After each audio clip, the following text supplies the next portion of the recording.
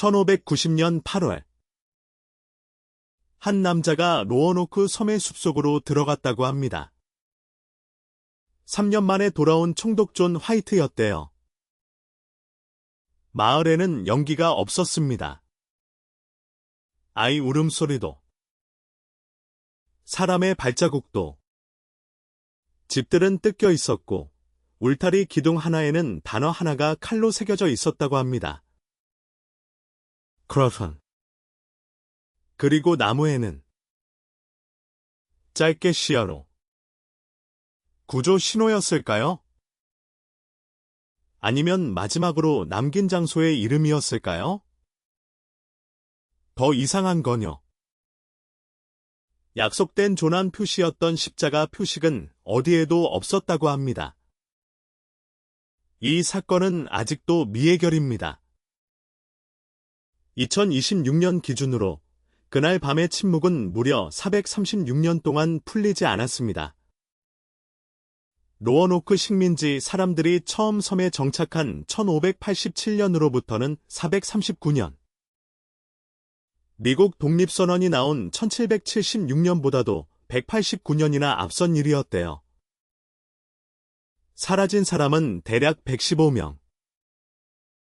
그 안에는 신생아 버지니아 데어도 있었다고 합니다.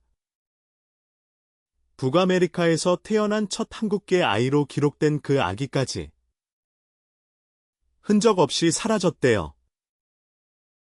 지금부터 제가 말씀드리는 건 전부 실화입니다. 우리는 결말부터 봤습니다.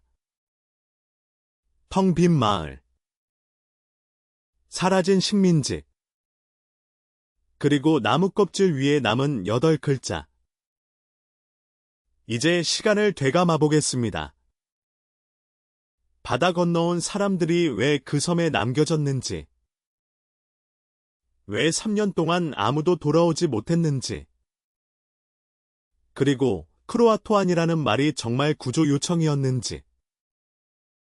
오늘 밤 이야기의 시작은 아무도 없는 마을에서 들려오는 너무 조용한 대답입니다. 배경과 맥락. 1587년 7월 한국의 배 3척이 지금의 미국 노스캐롤라이나 해안 로어노크 섬에 닿았다고 합니다. 그들을 이끈 사람은 화가이자 지도 제작자였던 존 화이트. 그리고 뒤에는 약 117명의 남자와 여자, 아이들이 있었대요. 이들은 단순한 탐험대가 아니었습니다. 한국이 북아메리카에 뿌리내리려 한 사실상 첫 가족 단위 식민지였죠. 그런데 이 이야기는 1587년에 갑자기 시작된 게 아니었습니다. 3년 전인 1584년, 월터 롤리경은 엘리자베스 1세 여왕에게서 신대륙 식민지 개척 허가를 받았다고 합니다. 한국은 스페인보다 늦었습니다. 이미 스페인은 금과 은, 항로를 장악하고 있었고, 한국은 대서양 건너편에 자신들의 이름을 새길 장소가 필요했어요. 그 후보가 바로 로어노크였습니다. 첫 번째 에피소드는 1585년에 벌어집니다. 날프 레인이 이끄는 군사 중심의 식민대가 로어노크 섬에 들어왔지만 그들은 곧 식량 부족과 원주민과의 갈등에 빠졌다고 합니다. 처음에는 교역이 있었습니다. 옥수수와 생선, 금속 도구가 오갔죠. 하지만 겨울이 길어지고 한국인들이 점점 더 많은 식량을 요구하면서 관계는 빠르게 식어갔대요. 결국 1586년 6월, 한국인들은 세코탄족 지도자 윙기나를 공격해 살해했다고 합니다. 이 선택은 식민지의 생존을 위한 선제 공격이었을까요? 아니면 공포가 만든 오판이었을까요? 이 사람들은 왜 이런 선택을 했을까요? 그 직후 로어노크에 있던 한국인들은 프랜시스 드레이크의 함대를 타고 섬을 떠났다고 합니다. 첫 시도는 그렇게 끝났습니다. 그런데도 한국은 포기하지 않았어요. 두 번째 에피소드는 1587년 여름입니다. 이번에는 존 화이트가 총독으로 임명됐고 식민대에는 여성과 아이들도 포함됐습니다. 그 중에는 그의 딸 엘리노어 데어도 있었고 1587년 8월 18일 그녀는 딸을 낳습니다. 이름은 버지니아 데어. 북아메리카에서 태어난 첫 한국인 아이로 기록된 아기였다고 합니다. 생각해보면 이상하죠. 이전 식민지가 실패했고 원주민과의 갈등도 해결되지 않았고 보급선도 불안정했습니다. 그런데 왜 가족을 데려왔을까요? 왜 아이가 태어날 곳으로 이렇게 멀고 불안한 섬을 골랐을까요? 그 답은 아마 영구 정착이라는 말 안에 있었을 겁니다. 남자들만 머물다 떠나는 전초기지가 아니라 집을 짓고 밭을 갈고 아이가 자라는 한국의 마을을 만들려 했던 거죠. 하지만 도착 직후부터 문제는 시작됐다고 합니다. 원래 목적지는 로어노크보다 북쪽의 체서피크만 근처였지만 선원들은 더 이상 북상하지 않겠다고 했대요. 식민대는 어쩔 수 없이 로어노크에 내려야 했습니다. 그리고 식량은 충분하지 않았고 원주민과의 관계도 이미 오래전에 금이 가 있었습니다. 존 화이트는 보급품과 지원을 요청하기 위해 1587년 말 한국으로 돌아갑니다. 그는 곧 돌아오려 했다고 합니다. 하지만 바다 건너 한국에서는 더 큰 사건이 기다리고 있었죠. 1588년 스페인 무적함대가 한국을 향해 진격했습니다. 전쟁 때문에 배는 묶였고 항해 허가는 늦어졌고 존 화이트는 무려 3년 동안 돌아오지 못했습니다. 섬에 남은 사람들은 그 사이 무엇을 먹었을까요? 겨울을 몇 번이나 넘겼을까요? 아이들은 살아 있었을까요? 버지니아 대어는 걷기 시작했을까요? 1590년 8월 18일 존 화이트는 마침내 로어노크 섬에 도착합니다. 공교롭게도 그날은 손녀 버지니아 데어의 세 번째 생일이었다고 합니다. 하지만 마을에는 아무도 없었습니다. 집은 사라졌고 요새는 해체된 듯 보였고 싸움의 흔적도 뚜렷하지 않았대요. 대신 나무에는 세 글자가 새겨져 있었습니다. 그리고 울타리 기둥에는 더 긴 단어가 남아 있었다고 합니다. 크로턴. 로어노크 남쪽 약 50마일, 지금의 해터러스 섬 일대를 가리키는 이름이었습니다. 그곳에는 한국인들에게 비교적 우호적이었던 크로아토안족이 살고 있었고 원주민 만테오의 고향이기도 했다고 합니다. 존 화이트는 떠나기 전 식민지 사람들이 위험해 저에 강제로 이동하게 되면 십자가 표시를 남기라고 약속해 두었다고 해요. 그런데 그 표시는 없었습니다. 그래서 그는 처음엔 희망을 가졌을지도 모릅니다. 이건 죽음의 흔적이 아니라 이동 경로를 알려주는 신호라고요. 하지만 폭풍과 항해 문제 때문에 화이트 일행은 크로아토안 섬으로 확인하러 가지 못했습니다. 바로 그 지점에서 기록은 끊깁니다. 그래서 질문은 지금까지도 남아 있습니다. 크로아토안은 구조 신호였을까요? 아니면 마지막으로 남길 수 있었던 절박한 단어였을까요? 117명의 사람들, 3년의 공백, 그리고 나무에 새겨진 단 하나의 이름. 로어노크 식민지는 그렇게 미국 역사상 가장 오래된 실종 미스터리 중 하나가 되었다고 합니다. 반전과 전개, 그런데 아무도 예상 못한 일이 벌어집니다. 화이트가 섬으로 돌아왔을 때 그가 먼저 본 건 시체가 아니었대요. 피 묻은 옷도 아니었습니다. 이상할 만큼 정리된 흔적이었죠. 울타리는 무너져 있었지만 급히 도망친 모양은 아니었다고 합니다. 집들은 해체된 것처럼 보였고 무거운 물건들도 그냥 버려진 게 아니라 옮겨진 듯했대요. 마치 누군가가 며칠, 어쩌면 몇 주에 걸쳐 조용히 이곳을 떠난 것처럼요. 그리고 그때 나무 기둥 하나가 눈에 들어옵니다. 그 위에는 단 하나의 단어가 새겨져 있었대요. 화이트는 그 글자를 보고 얼어붙었을 겁니다. 왜냐하면 출발 전에 약속한 신호가 있었거든요. 위험에 처했다면 십자가 표시를 남기기로 했다고 합니다. 그런데 어디에도 십자가는 없었대요.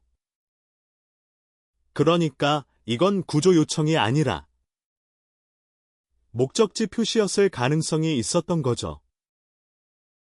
첫 번째 반전은 여기서 시작됩니다. 로어노크 사람들은 어쩌면 사라진 게 아니라 이동했을지도 모릅니다. 크로아토아는 근처 섬에 살던 원주민 부족의 이름이자 그들이 머물던 섬의 이름이기도 했대요. 화이트의 딸 엘리너와 갓 태어난 손녀 버지니아 데어까지 그 100명 넘는 사람들이 굶주림과 고립을 견디다 결국 그곳으로 향했을 수 있다는 겁니다. 하지만 화이트는 바로 그 섬으로 가지 못했대요. 바다는 거칠었고 배는 위태로웠고 선원들은 더 이상 머물려 하지 않았다고 합니다. 식민지 하나를 찾으러 온 항해였지만 선원들에게는 생존과 비용이 먼저였겠죠.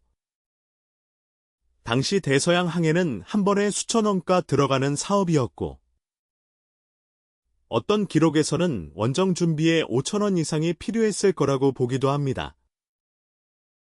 후원자들은 신대륙 교역에서 20% 수익률 같은 꿈을 꾸었고 왕실과 투자자들은 물자, 세금, 지분을 계산했대요.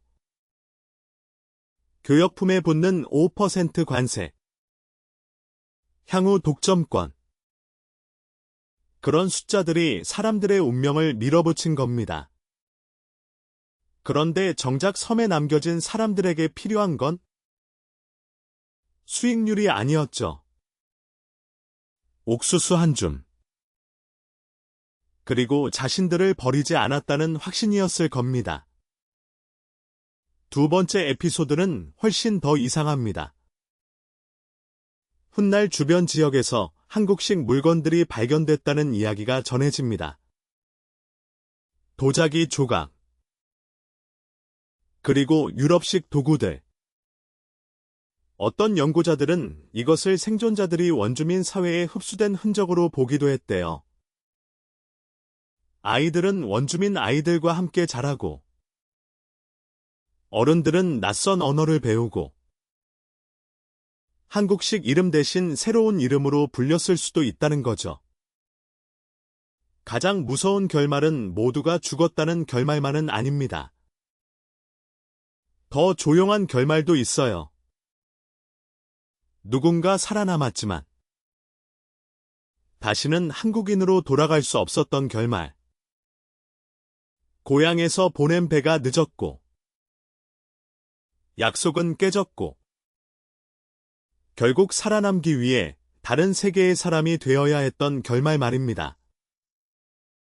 세 번째 이야기는 더 먼 훗날에 등장합니다. 수십 년 뒤 버지니아 내륙에서 회색 눈을 가진 원주민들.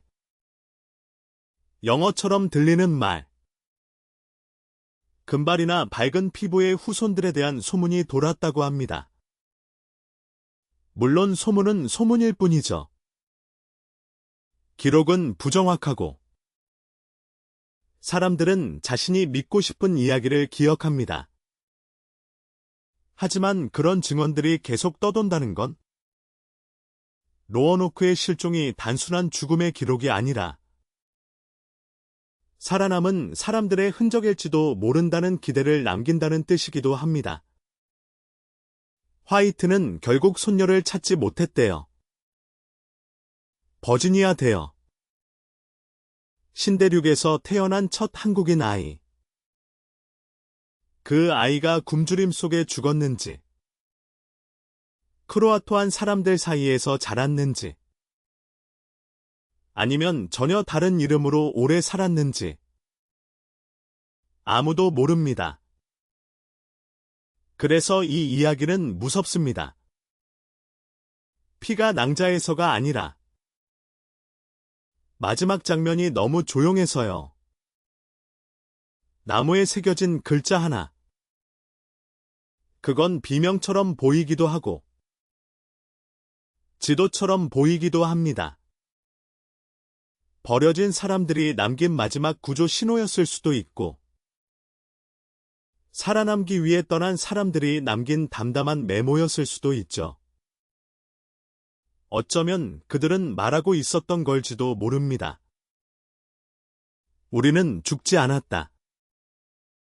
우리는 저쪽으로 갔다. 너무 늦지 않게 와달라. 하지만 배는 늦었고 바람은 거칠었고 역사는 그들을 찾지 못했습니다. 클라이맥스. 여기서 두 번째 반전이 시작됩니다. 사람들은 오랫동안 크로아토안이라는 글자를 공포의 암호처럼 읽었대요. 누군가 잡혀가면서 남긴 마지막 비명. 혹은 식민지 전체가 사라지기 전 나무에 긁어 넣은 구조 신호처럼요. 존 화이트가 남긴 기록을 천천히 다시 보면 이야기는 반대로 움직입니다.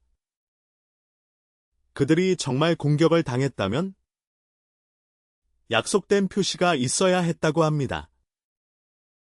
강제로 떠나야 할 때는 나무나 기둥에 십자가 표시를 남기기로 했대요.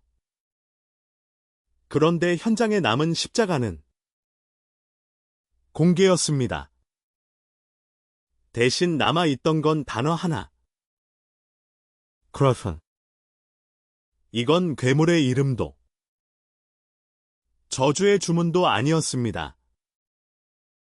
실제로 존재하던 섬의 이름이었고 그곳에는 로어노크 사람들과 비교적 우호적이던 크로아토안 부족이 살고 있었다고 합니다.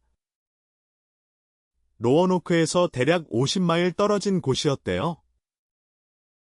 그러니까 이 글자는 우리는 죽었다가 아니라 우리는 그쪽으로 갔다 였을 가능성이 크다는 겁니다. 하지만 진짜 무서운 건 여기에요. 115명의 식민지 사람들. 그 중에는 남자 90명, 여자 17명, 아이 11명이 있었다고 전해집니다. 그들은 신대륙에서 나라를 세우겠다고 왔지만 실제로는 보급선 하나에 목숨을 맡긴 사람들이었어요. 그리고 존 화이트가 도움을 구하러 한국으로 떠난 뒤 약속된 구조는 몇 달이 아니라 3년이나 늦어졌습니다.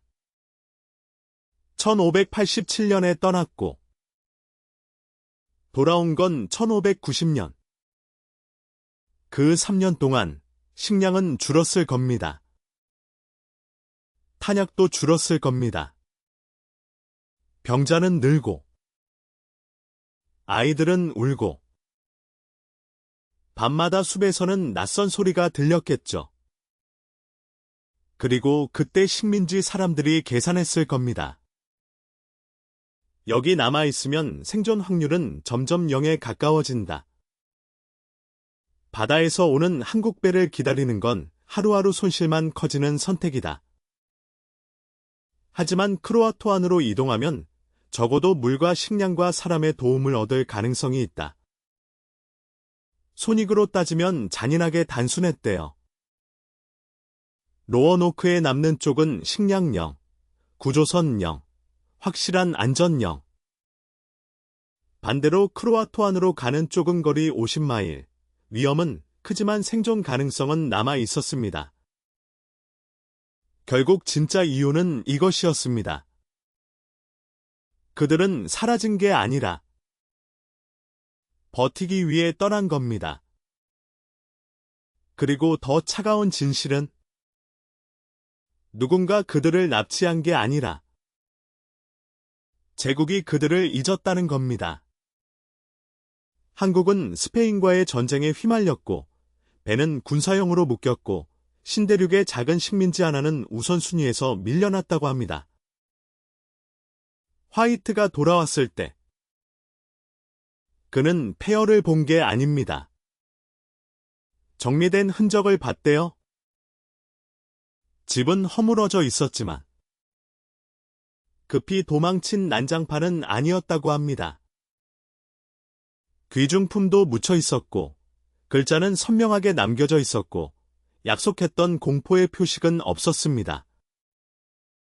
그럼 왜 화이트는 바로 크로아토안으로 가지 않았을까요? 날씨 때문이었다고 합니다. 폭풍이 몰려왔고 배는 더 머물 수 없었대요. 눈앞에 단서가 있었는데 단 50마일을 더 가지 못한 겁니다. 그래서 로어노크는 미스터리가 되었습니다. 누군가 끌려간 사건이어서가 아니라 마지막 문장을 읽을 사람이 너무 늦게 도착했기 때문에요. 나무에 새겨진 크로아토안은 비명이 아니었을지 모릅니다. 어쩌면 아주 차분한 안내문이었을지도 몰라요. 우리는 여기 없다. 우리는 살아남기 위해 떠났다. 남쪽으로 와라.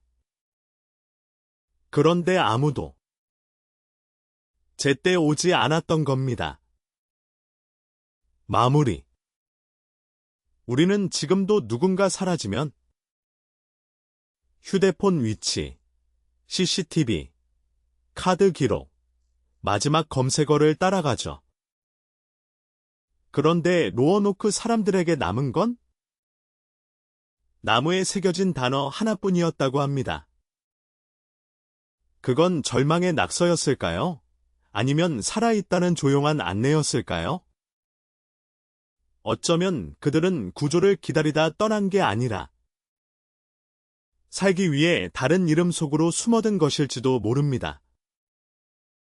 기록이 비어 있을수록 상상은 커지고 미스터리는 그렇게 역사보다 오래 숨을 쉰다고 하죠.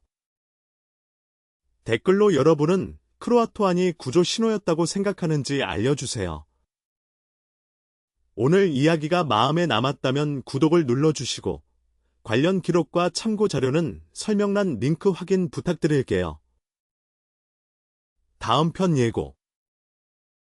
우리는 바다 위에서 사라진 배, 그리고 끝내 돌아오지 않은 선원들의 마지막 항로를 따라가 보겠습니다.